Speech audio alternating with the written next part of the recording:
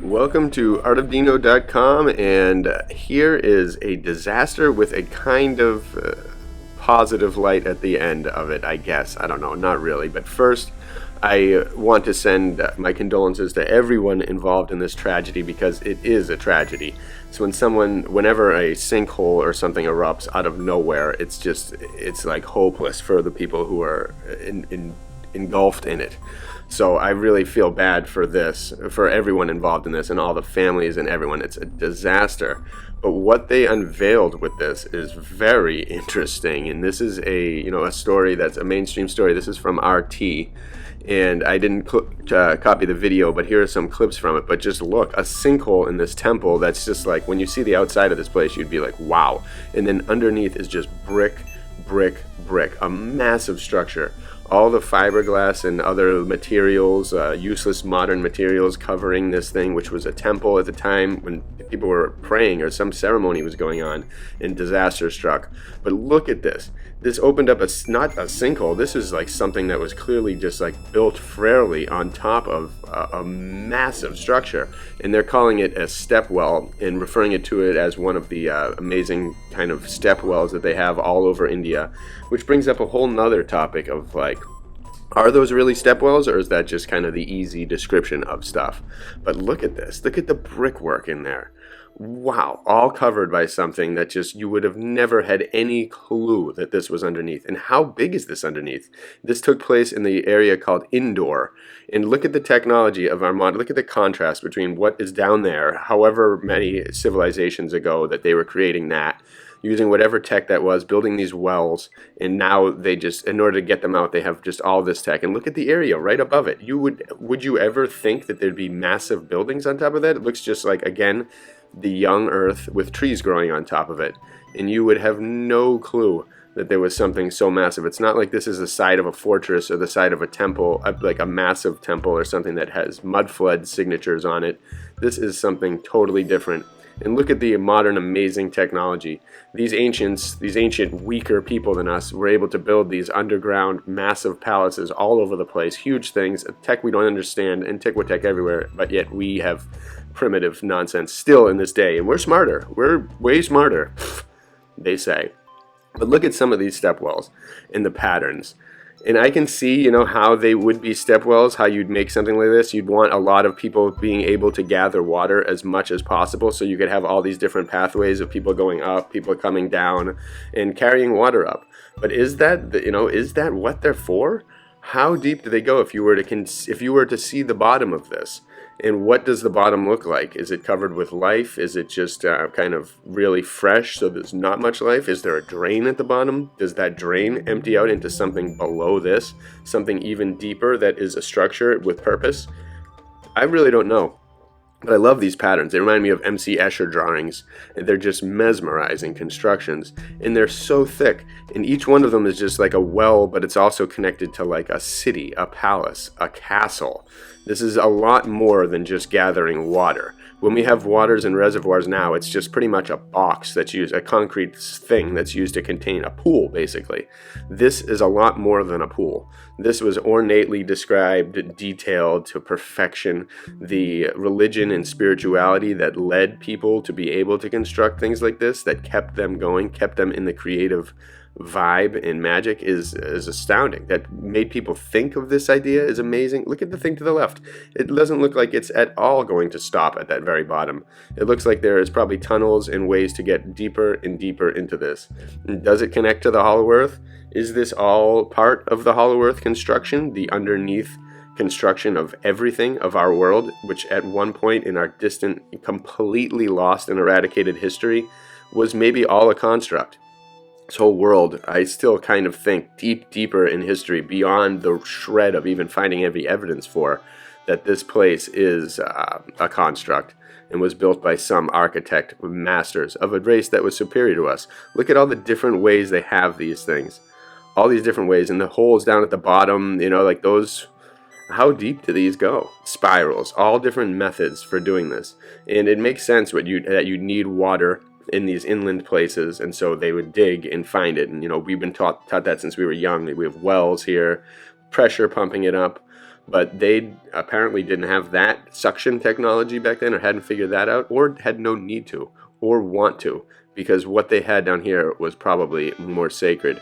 And I wonder if the energies coming in from above in this energetic world of ours reached those patterns and created some more charge or alkaline ability of the water. And we all know from our rabbit holes and our research and some of the readings that I've done about the powers of water and how ancients, just different wells and springs, all had different purposes, all had different consistencies of water with different healing and other incredible powers. I mean, some waters would have the ability to heal the sick of particular things. Some would heal the skin, some would heal the heart, some would heal the energy, some would just overall make your mood better, and some would even kill you. So it had every single range, kind of like a mushroom, of ranging from being healthy to deadly, but it's the water. And these people, like, who's to say that they didn't come across an amazingly healthy source of water at these distant, very distant points in time, and then create these things for it?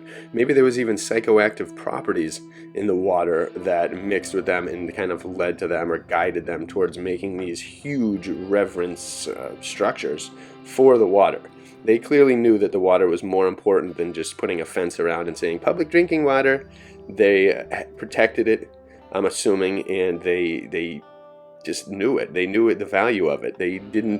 Their water doesn't kill them. It's not covered in plastic and nastiness and pollution everywhere and PAFs and forever chemicals all inside them. There's different viruses, different bacteria all over the place, different filters, different fluorides. None of that nonsense. They clearly were a civilization based around water and the healing properties of it and the magic of it, and so they created these just absolute architectural wonders in honor of it. That's what I think. And but I have no idea when or who. Are these humans our size, or are these a different human entirely? Where is even the surviving books that tell about this type of architecture and how it's done? There's all kinds of architectural things on Roman and Ionian and Greek structures and different Tartarian-esque structures and how they built those and the forms and the different things. But where are all the architectural plans for the ancient Indian and Jainism structures, like the ones that seem impossibly decorated and impossibly created? Things that we can't really do now except with sculpting materials, which won't last very long, whereas these ones are still here. How many thousands of years later? So many. And they're so big, they're so massive. This one particularly too is very interesting because those stairs look like they're covering something. Looks like those stairs were made at a later date. And then again, how deep does that go under the water there?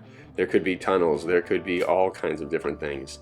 I really do think there was a middle world, an underworld, so to speak, in the above world, and they were separate with different beings inhabiting each part, different people in harmonizing at one point in time.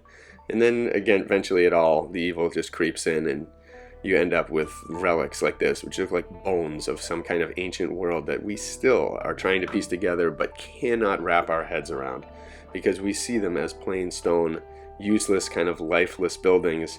We don't see them in their full purpose, their full potential, their full glory, their full art decorations. And I think a lot of the art decorations that were stolen from a lot of these places probably helped explain what these places were.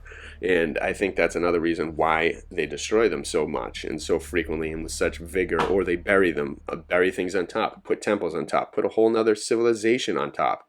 Because who is going to dig? Nobody in India is going to have an excavator and start digging around. They would have to do it with shovels, and the people all around the world know this. But look at that. The buildings, it looks like mud flooded behind those stairs. There's something interesting there. I'm not really sure. Maybe it was built for that as the main entrance, but it looks like it's hiding something to me. Either way, massive buildings, amazing stuff. Infinite worlds below is what I call this artwork, and it really expresses that feeling. And I really do feel like there are, like, you see that this tragedy that occurred in India, but it's over just a small little town, a nothing town, it seems like, just a small little suburb of something else, a tiny little temple, and boom, all of a sudden underneath it, an entire world gets exposed. Through tragedy, sadly, but what it might unveil, they might find a whole nother world under there, a whole nother city, a whole nother archaeological explanation for what has happened in India throughout time, because India holds a lot of keys to everything, especially the ancient antiquitech, the art, the spirituality, the structure of the universe. It's all held in India, and I think we need to keep digging. So again, my fondest sympathies go out to the victims of this tragedy, but hopefully they can live on, and hopefully a discovery will be made into our ancient past, and then these people will almost be like heroes. It'll almost be like their worship helped us realize more about the ancient divine magic of everything, and I hope that happens. I hope people discover a whole world under there, and archaeology takes note of it and takes account of it, instead of just shoving all the things that they to the side that they feel may harshen their collegiate and university nonsense that they've been spewing. It's time to get to the truth, whatever it is, and so I hope it happens for all of us. Bless you all.